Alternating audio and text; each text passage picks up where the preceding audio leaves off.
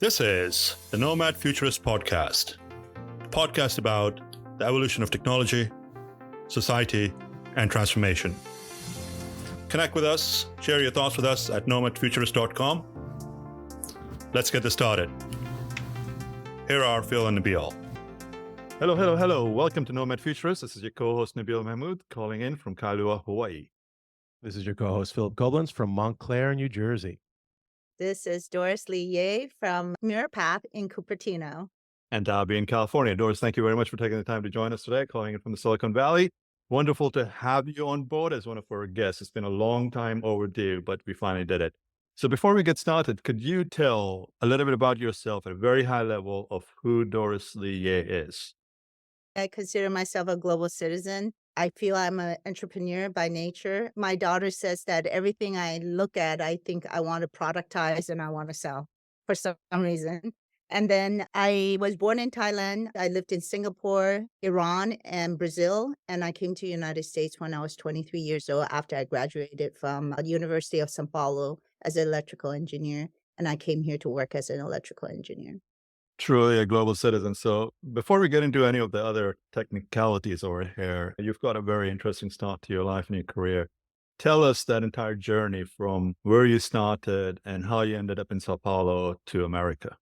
So Iran was, my dad is a airline mechanic. He was blue collar. He wanted to make sure that my sisters and I had education. So he took jobs and wherever he can give us education. So he didn't make a lot of money, but he made sure that we have education. So I went to an American school when I was in Iran, but the war broke up. And as people that didn't have, we're immigrants there. So we are not considered refugees. So we actually couldn't even come to the United States. And I couldn't go back to Taiwan either because the entrance exams in Taiwan was very rigid and my Chinese was not very good. And my dad knew that if he took us back to Taiwan, I would not graduate from college. So he says, where else can we go to? And we ended up in Brazil when I was 14. And I didn't speak a word of Portuguese. My parents said they were going to pay for American school, but I knew that my parents didn't have money. We knew that our parents didn't have money, so we told our parents that we would go to Brazilian school, not speaking a word of Portuguese when I was 14, and my older sister was 15, and my younger sister was 7 at the time. Wow. How old were you when you went from Taiwan to Iran? I was never in Taiwan. I was born in Thailand. Oh, so you went from Thailand to Singapore to Iran? Is that? Yes. I was born in Thailand. I went to Singapore when I was 3. I went to Iran when I was 7. And I went to Brazil when I was 14. And that was all based on your father's career taking him to those destinations as an airline mechanic? Yes. And where they can offer us education, basically. He made very little money.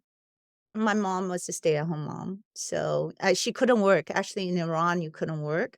When we went to Brazil, she opened a boutique store. She didn't speak Portuguese, so my older sister and I had to help at the store, doing off hours, basically. I loved it. I think that's where I got my career in sales.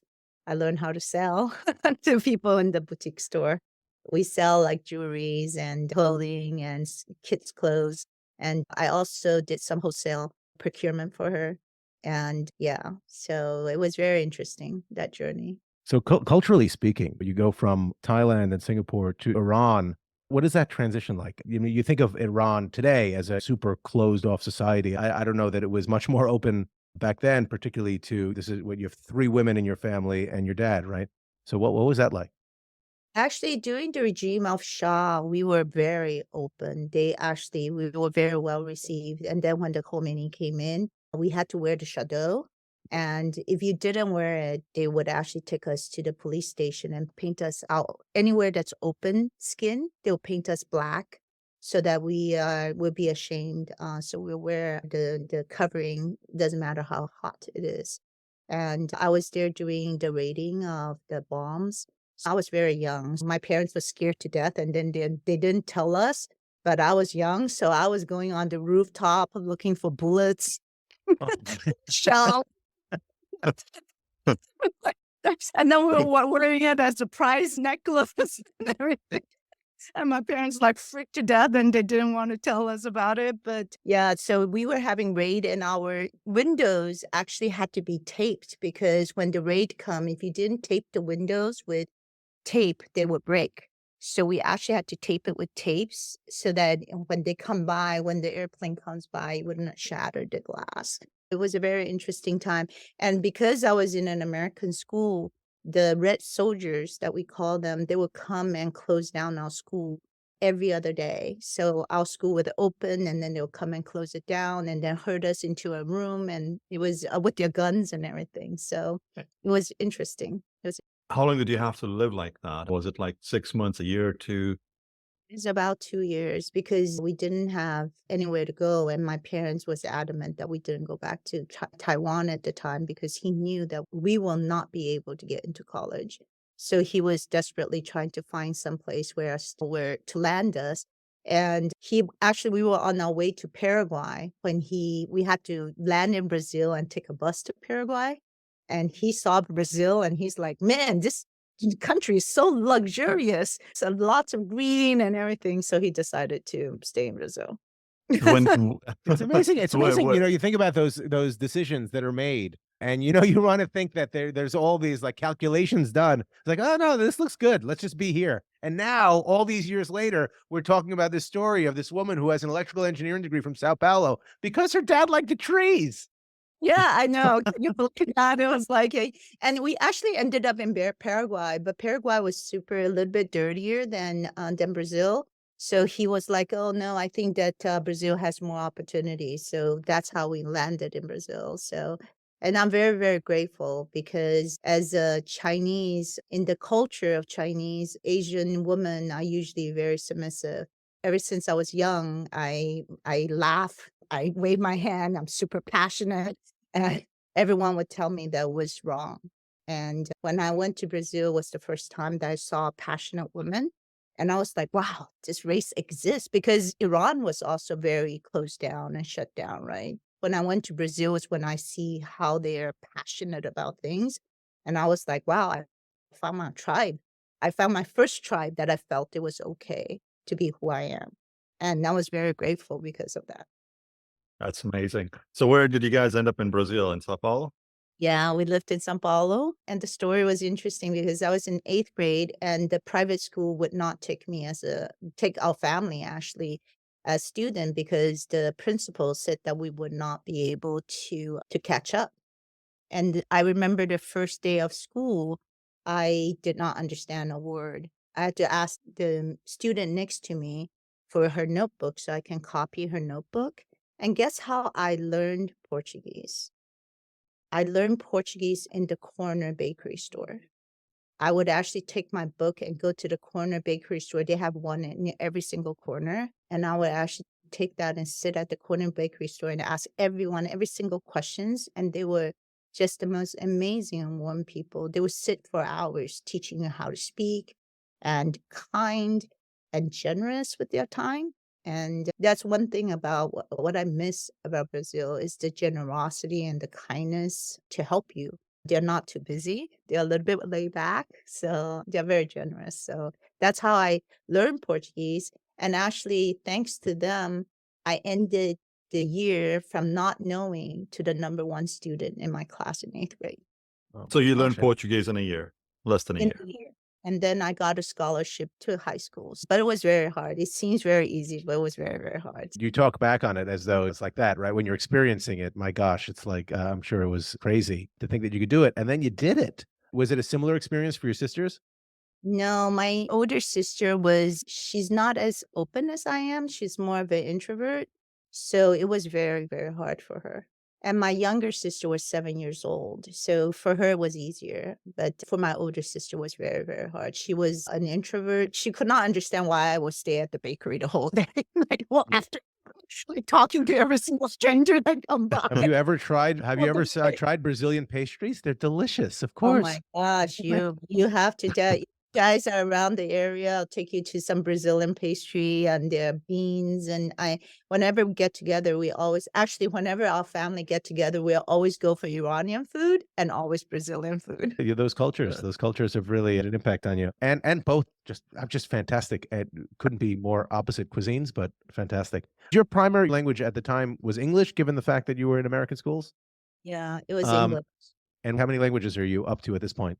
Well, I speak Mandarin, English, and Portuguese. And Philip, I actually tell everyone when I speak Chinese, they think I'm a foreigner. I speak Right. English, I have an accent. I speak Portuguese. They also don't think I'm native. That's why I'm a global citizen because Right. I speak any language perfectly. And actually, one of the things that Philip, I think why I actually do a lot of the nonprofit, because I think representation matters. And for a long time, I actually had a lot of shame that I didn't speak perfectly. And then one of a very successful woman, she has this very strong accent, right? When she comes to a keynote speech, her name is Hannah. When she come to a keynote speech, she was like, I'm going to just take the white elephant out of the room. My accent is very strong, but I have something to say. And when she take that space, really helped me say, hey, there's other things I can give to the world besides my broken English or Chinese. That's not perfect. And so I think that's why I talk a lot about representation. I talk a lot about advocacy, because it's all these people around me that actually show me what can be done. I think I speak for everyone when I say multiple broken languages is better than a single unbroken language. See, now you give me another perspective. Right. Well, very good. Thank you so Yeah. much. I'm learning Spanish right now because I think Bay Area and United States have a lot of Hispanic, and I truly believe they help the economy of United States. And I feel like if I speak the language, I will be able to help the Hispanic people But as well.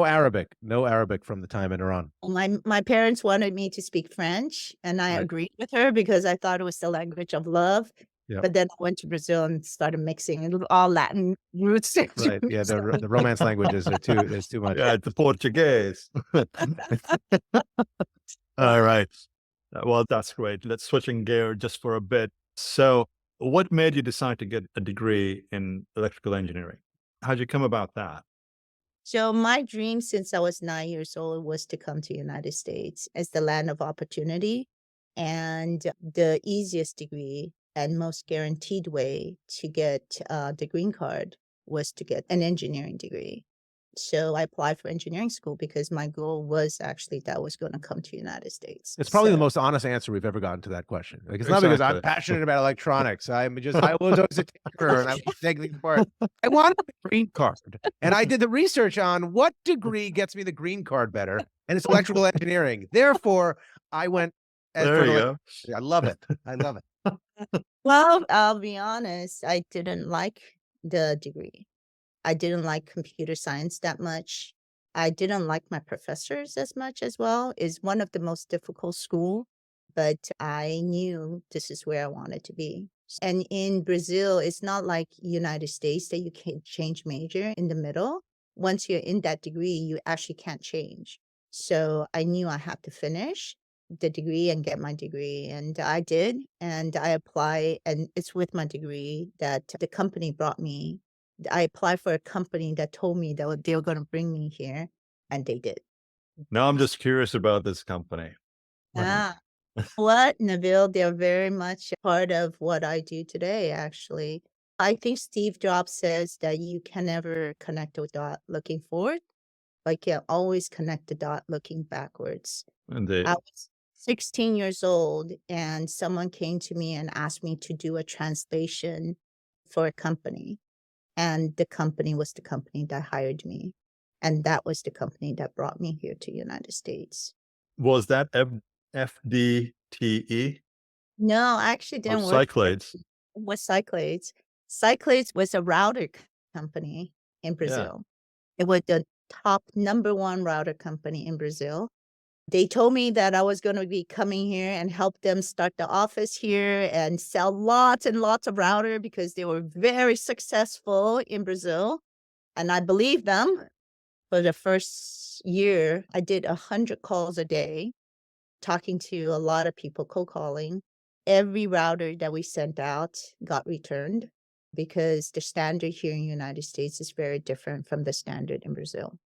9 months into it, I told the founder of Cyclades, because I was frontline, I told him, I said, you guys have a product called multi-port serial card. I said, you need to develop a Linux driver because there's nobody out there that does it. And let's sell this product for $99 in a magazine called Linux Magazine. And at that time, if you go to the Linux OS users group, there's like 3 people. Right. And there's me with the multi-port serial card. So telling I have it. I have it. I have a I've thing. got it. I have this thing. The magazine. So I was here for 9 months and they published the magazine in September. I remember. So for the first 9 months, we sold nothing. Nothing. Everything I sold came back. It was terrible. We published the thing. In the first month that we went out, we sold over 100 multi-port serial cards on Linux. And that's when we thought, okay, we hit the jackpot.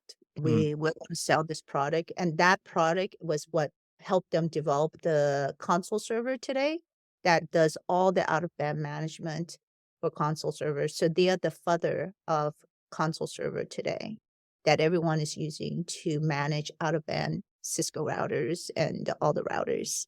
So, Now, yes, Cyclades was a company that was acquired by Emerson down the road, wasn't it? yes. And then And split with Avocent and the whole debacle. yes, yes, yes.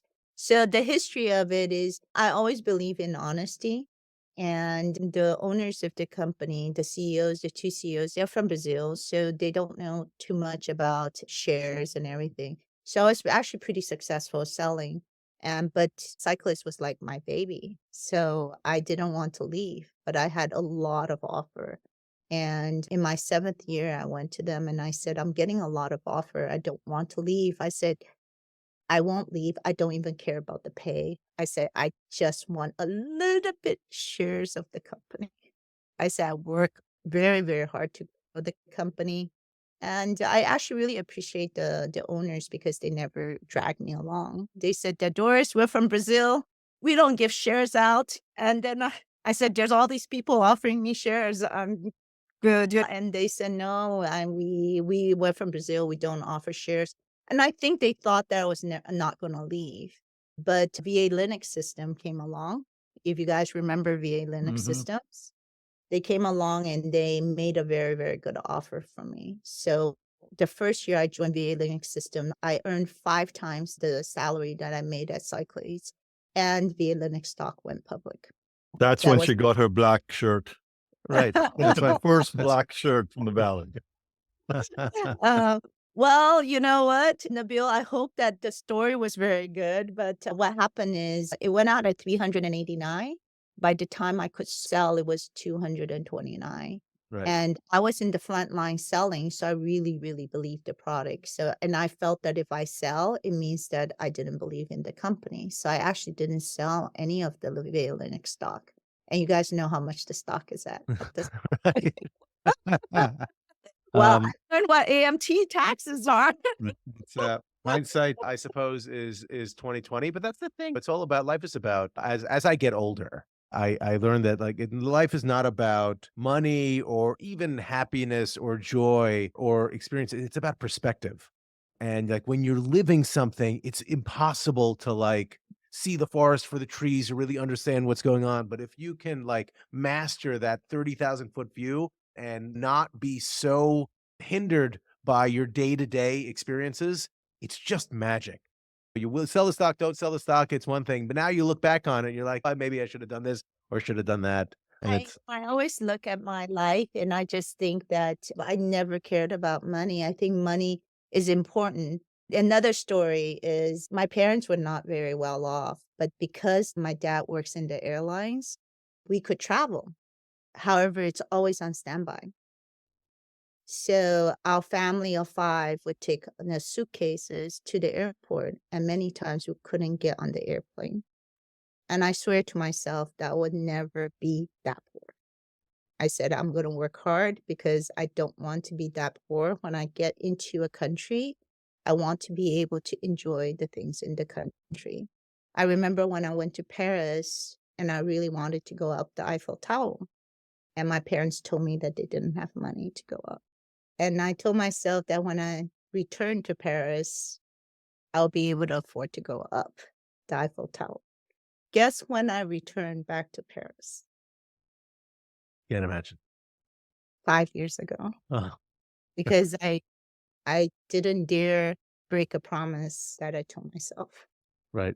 And it's incredible the experiences that we have in life. I see it with my own kids, and you sometimes forget that the experiences that you have as a child impact you so far into adulthood that you almost think that they're two separate people. Like you as an adult and you as a child are two separate things. But you as an adult, the things that motivate you are born out of these experiences you have as a child. And every one of those experiences, it changes you and allows you to evolve.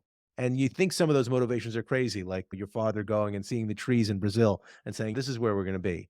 But the motivation of not being able to go up to up the Eiffel Tower, it's one of those stories. It seems like a fairly innocuous thing. I didn't go up. I'm going to make it back one day. But that motivation, like it did something to you. It made you choose a major that you hated in order to make it to the US.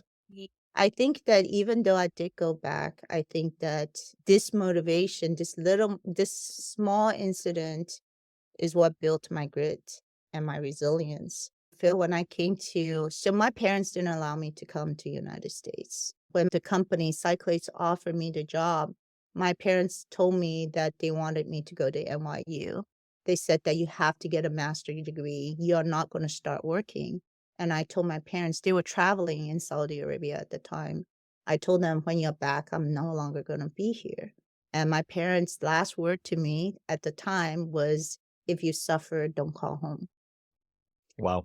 So I came to Silicon Valley with no friends. The only person I knew was the co-founder. And I think I cried for the first 6 months, but I didn't tell my parents because I was too proud to let my parents know that I was working like a dog. It was like 7 days a week, 12 hours. You need a green card. That's what you do, right? Right. And I think people don't know that is like so many immigrants to get green card status. They are so scared to say no to things that's given to them. So yeah, that's what I did. I didn't have a car because I didn't know if my green card was going to come down. So I didn't want to spend money on a car. So I actually bike 7 miles to work every day. And then at night, I work until 11 o'clock. And Wow. I bike. Well, I guess that's one of the reasons why you're in great shape. Going back to the point that you actually made earlier. I continue to be in great shape. Oh, yeah. Oh, that's it. Jack coming off. Jack is coming. Do you have a video? Let's see those guns. Let's see those guns. Oh my God. Going back to the point that you made earlier about you finding your passions, I think one of the things that really hits the home run with us, and we continue to talk about the fact, is that it's exposure, experiences, and opportunities. So if you would not have had the opportunity to travel the world with your parents and haven't had the opportunity to live in multiple countries, that probably might have kept you back, or it might have held you back. So there is that positive element to it, right? That you've experienced, like you went to France at a very young age. You set up your expectation, you set up your dream to be back there again and have the money to really enjoy Paris. So that's great. Leading from that, you started your career working for somebody else. But then again, you had that entrepreneurial skill set or that ability or the desire to be successful and do things for yourself. What was that turnaround time, or what was that clicking point that actually said, okay, I'm done working for others. I'm willing to start something on my own, and I'm willing to take that risk, and I'm going to make this successful. How did that happen? How did it come about? It's interesting. My son was, I think, 4 or 5, 2003. So my son was 4. He was going into school. And I went to my boss and I said I wanted to volunteer in the classroom, which is in the morning, every Thursday in the morning. And he would say, Doris, okay. But then every time I come back, he would ask me where I was. And I was already feeling pretty guilty at the time. So when he started asking me, I felt really guilty. I was like, I'm a really good salesperson. Why is he making me feel guilty, right? And so I said, what? I don't want to take care of this guilt. I am just going to start a company up. So that's why I call myself an accidental entrepreneur, because no business plan, nothing in the work. I was just like, I was upset with how he made me feel and how guilty I feel. I said, I'm just going to start a company up. I'm going to show this guy. No, actually, I said that actually what was more important to me was I wanted to volunteer for my son's school. That was more important to me than what I'm doing, my career and everything. So, and I started the company, and it was in 2003. I remember the first check. A lot of people start companies and they bring their clients and all their Right. stuff. Yeah, I'm this naive person. I was like, I can't take any of the clients that I have, because it's unethical. So I just started calling people that knew me. Actually, they knew me a little bit. And I didn't want to sell the same product as Linux servers because it was a conflict of interest. So I went to my boss, and the Cyclade's CEO boss. At the time, they were not purchased yet. And I said, I want to sell your product as a reseller. I said, is it okay? And he said, you've always been my top salesperson, Doris. Of course, we'll want you to sell my product. Yeah. And I told him, I said, you don't really need to pay me. I know your products and everything. And then he asked me, how much credit do you need? I said, how much credit do you want to give me? And he says, how about $250,000? Well, in 2003, folks, that was a lot of money. Yeah, it was that's just show how much Guys, in my 2024, boss, that's still a lot of money. yeah, how much he actually trusted 2003, how much he trusted me. And I started in January. I sold the first product in June. By the end of the year, I was their top reseller. I was their number one reseller in Cyclades at the time. They were still very small at the time. So I was their number one reseller. And the adventure started, I think, in June. We sold our first product. It was like $387. I was so happy. Right. And then I'll be very remiss to say that I have a trusted person. My sister was actually with me during the whole time. Out of curiosity, is that your younger sister? She is my younger sister. Oh my gosh, it's only taken me 21 years to figure that out. Yeah, she is not my younger sister. She doesn't look at all like me. She's different, very different. And her story is just also very amazing, right? So I graduated from the best engineering school in Brazil, but when I came to the United States, it was not a very recognized degree. So I told my parents that I didn't want my younger sister, to go through it. I said, why don't I bring her here to the United States so she can go to an Ivy League school? So my sister did go to Berkeley. And she was very successful when she came out. And then she decided that she wanted to help me build this company that's Mirapath. Are people still in Brazil? Is anyone still in Brazil? No, as soon as I took my sister out of Brazil, my mom left Brazil. She sold everything. She was very concerned that we go back to be the small business because my mom still had the shop. So as soon as we landed in United States, she sold her stuff. She sold her shop. She didn't want us to go back to be a small business owner, actually. And so she sold everything to make sure that we don't go back to Brazil. She knows how much I like Brazil, so she was very concerned that I go back. So 2002, 2003 timeframe, we were just coming out of this bubble of the .com. That's a very, very risky time. And most of the businesses that were highly private equity funded and VC funded, they don't even exist anymore. Webvan is actually a great example from that time frame. How did you say, this is it, I'm going to stick with it, I believe in myself? I mean, granted, you got the line of credit for $250,000, but the market around us, particularly in the technical space, was not necessarily doing quite well.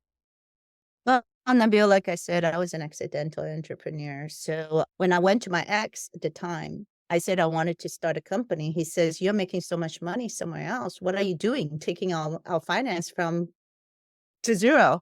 And I told him, I said, kids are more important. I want to volunteer.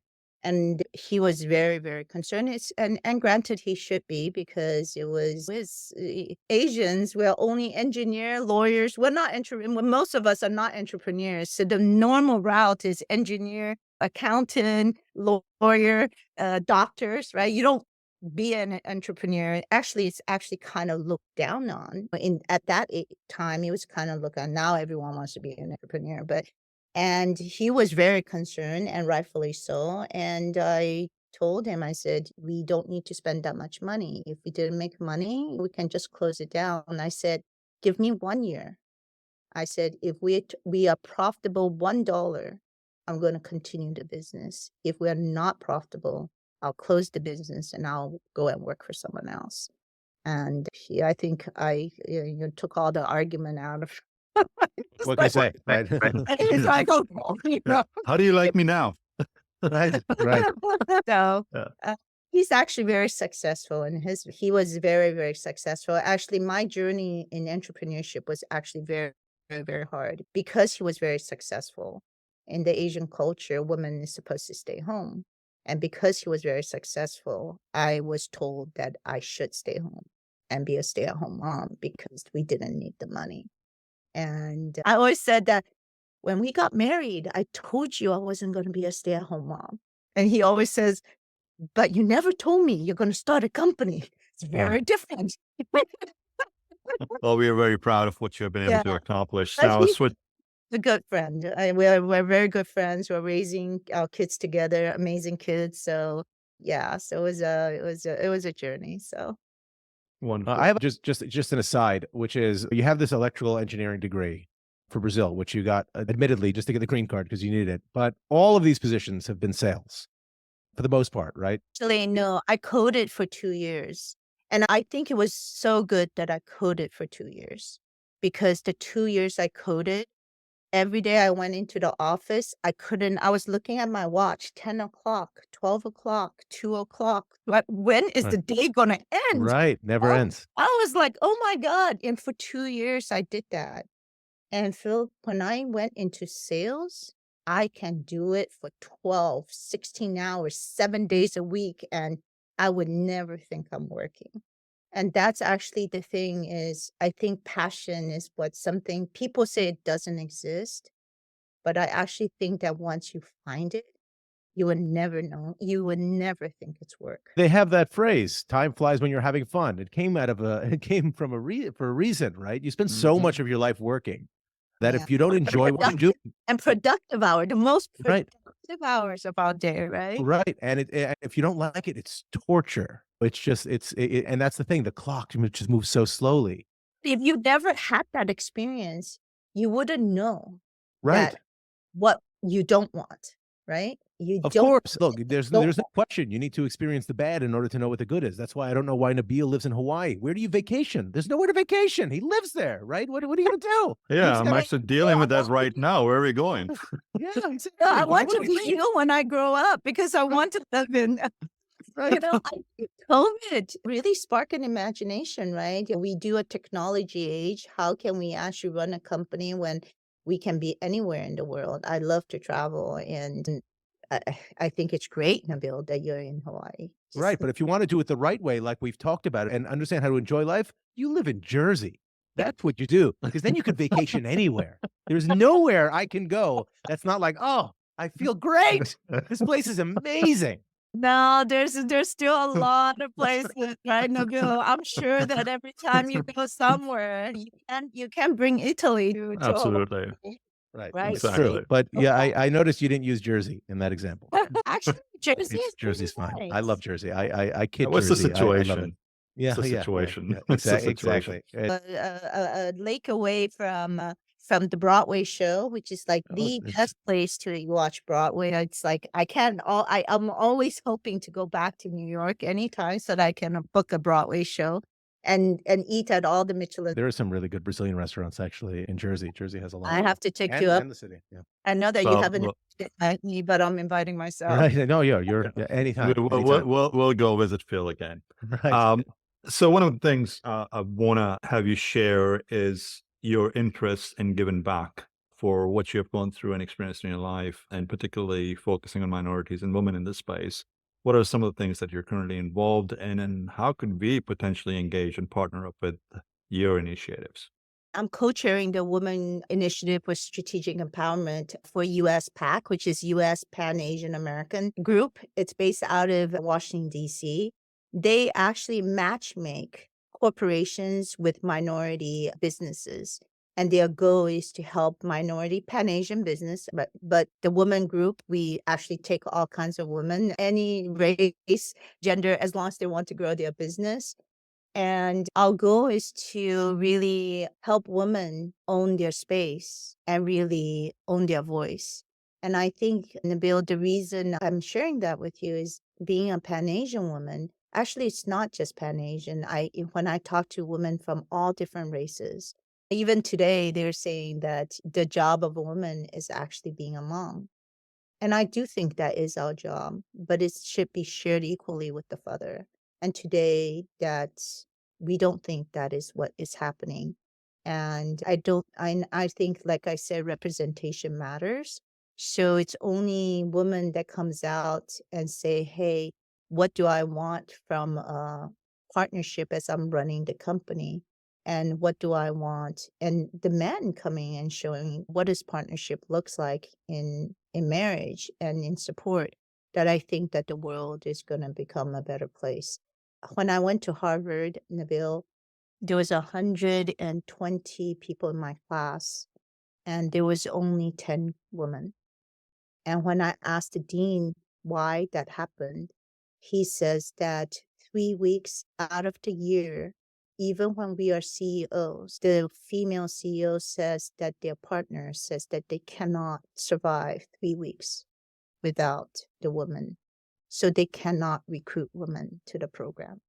That was when it really hit me that, wow, even in the most advanced country in the world, we still have that divide. And I think it will only change if we can have representation and advocacy. No doubt. I think that's the most important element of it, right? Is the sanitizing effects of sunlight. You need to be able to say the quiet part out loud and recognize that these experiences are real. Like, obviously, we have these gender roles that we have convinced ourselves of in terms of society. And the structure, like from a corporate perspective, is born out of those kind of traditional roles. And it's incumbent upon all of us to say, no, it doesn't need to be that way. There are ways for all of us to still do the things that we love and be in positions of authority as well. It's so important that women like you that have been able to achieve your level of success be empowered to try to kind of shed light on allowing the next generation to follow. Super important.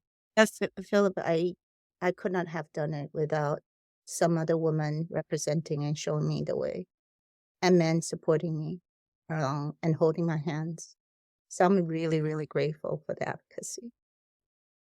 That's the reason wonderful. why. Well, one of our purpose in life is to be able to pay it forward and be thankful for what we have experienced and where we're at and Yeah. at the point and No, place in because our I lives. wanted, yeah, in the Wise Woman group, I'm the DEI group, they actually don't know data centers. So I don't know if that I did a data center tour for the women in the corporation so that they can see. And I continue to have women that come, and even men in the group that says, hey, how can we get a tour of the data center? So the other day I just had another group. So I'm putting all this together. San Jose States just came to me and said they want a tour. So, and I know that you guys are really, really good at it. So I've been talking to Jody to see how we can actually continuously promote that. And then when we know about grants and funding and all this stuff, how do we actually work together to promote the digital infrastructure and really bring awareness to this growing market, especially this year with AI, it's booming and there's so many layoffs, right? But our market can't even find people, and people are not trained because they don't know that we exist. Look, So that's Absolutely. it. It comes back to perspective, right? People get freaked out because AI is going to displace all of these jobs, right? But what is required for AI to even work? Like, what industry can you get into that is continuing, no matter what the vertical is, no matter what the application is? AI or not. And that's the digital infrastructure that supports it all. And we need people desperately, right? So it's just a matter of the demystification element of it and making sure people are aware that we need them. And they don't necessarily need to be electrical engineers. Yeah, they don't need to be. I just happen to be an electrical engineer, and I just had it because I needed to come here. But I think if I had started any other way, but I do think that connecting the dot backwards, being an engineer really helped me being a good technical salesperson because I understand coding, I understand computer, I understand circuit, I understand a lot of these things that were taught to me in Well, school. that's the wonderful thing about sales, and we've talked about this all the time, is like understand like the credibility that comes along with understanding what it is you're selling. It's impossible to overstate how beneficial that is, as evidenced by the fact that you take on a product and you're immediately the top salesperson for that product because the other people in sales traditionally are not, or just like professional salespeople, as opposed to people that understand the stuff that they're selling and can contextualize it. I think when you care about the result of your customer, I always tell my team, I said, it's not really about the sale. You do get a high from selling, but it's really, did you understand the problem that your customer have? And do you have pride when you actually solve the problem? And then really, really know that you mattered. I think that's really important. And I think that in sales, if that's what you look for, I think the money will come. I always tell people if you do that, the money will come because your customer will know that you care and they will keep on coming back. A lot of our customers has been our customers for 21 years. Well, do it for the right reasons and with your heart in the right place, and good things will happen. Doris, so we're coming to an end over here. If you were given the opportunity to do this all over again, meaning live your life all over again, and knowing what you know today and the trials and tribulations that you've gone through, what would you tell the young Doris Li Yeh? I would tell them to explore. I would tell them to take risk. I would tell them that don't believe in the naysayers that tell you that your dream is impossible, because I think there's a lot of naysayers out there, and find your tribe. Because if you really know what you want and you tell the world what you want, I think the world is going to come and show up and help you find your tribe. And then you'll be in a safe place where you can continue to grow and flourish. And I'm just very lucky that I did find my tribe. I think that the women's group is a tribe.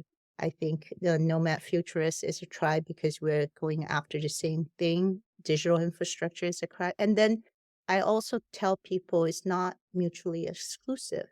You can be in the same tribe and then in different tribes, but it's where you feel at a place where you can do your art and you can be yourself and you can contribute and you can learn. So just really search and don't follow the normal path, or take the path, the less beaten path. Is that what they said? Don't follow everyone, right? I think I'm from Montclair, and Yogi Berra is one of our most famous former residents. And there was a documentary on Yogi Berra, and one of his famous sayings was, "If you come to a fork in the road, take it." yeah. That's where New York is for you, Phillip. Yeah, I think it's really explore, especially now the younger generation. I think it's even luckier because we live to probably 80, 100. You can take so many profession, right? Don't think there's only one profession that's going to fit you. Really explore and really love it, because life is so short to be stuck in a role that you hate doing. It's just not worth it. Really have fun along the way, explore, and talk to a lot of people. Wonderful. Very well said, Doris. Thank you so much for taking the time to join us today. This has been amazing and lovely to know more about you. Thank you very much. Yeah. Thank you for taking the time. It was fun. The ultimate global citizen. Thank you. All right. Okay. All right. Bye-bye. This has been great. Nothing lasts forever. Markets will come back, currencies will rebound, businesses will go on, and we will all move on. That could happen next week, next month, or next year. At Nomad Futurist, we're confident that those who prepare rather than panic will come out of this stronger. Thank you for joining us. This has been brought to you by Nomad Futurist. Check us online at nomadfuturist.org, and thank you for listening and subscribing, as well as your continued support.